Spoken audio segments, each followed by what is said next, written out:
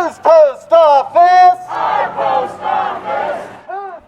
Postal Service employees and supporters are calling for the end of attacks on the USPS. They marched around the post office branch near 16th and Marion in Denver this morning. They say mail sorting machines were dismantled all across the country.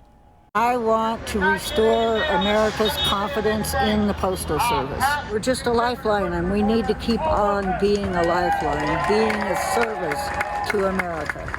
Employees also claim the Postmaster General has delayed mail and threatened the integrity of the election process.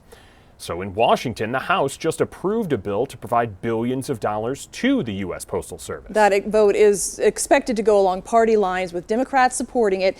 And as Alex Perche reports, the GOP-led Senate does not give its support, and neither does the president.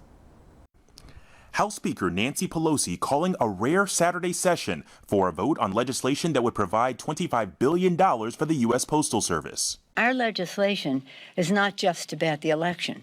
It's about, surprise, surprise, Mr. Postmaster General, the coronavirus, COVID-19, which has a big impact on the election as well as first and foremost on the health of the American people. Postmaster General Louis DeJoy was grilled by a Senate committee over his agency's ability to handle mail-in ballots for this November's election.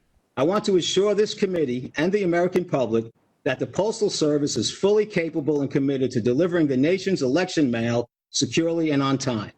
The Postal Service reporting a $2.2 billion loss in the 3 months that ended in June.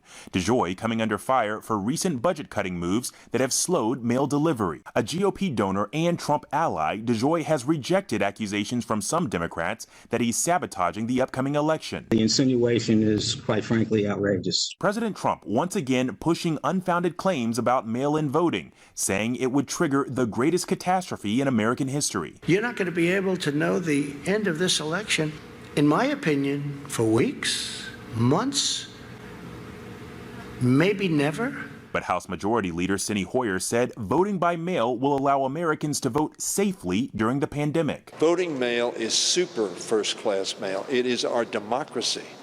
That is whether or not we're going to move in one direction or the other direction so that the voices of the people are heard. The president also taking aim at his rival Joe Biden, who accepted his party's nomination earlier this week, saying he would bring chaos and disorder to the White House. I'm the only thing standing between the American dream and total anarchy, madness, and chaos. The Republican National Convention kicks off on Monday. Alex Perche, ABC News, Washington.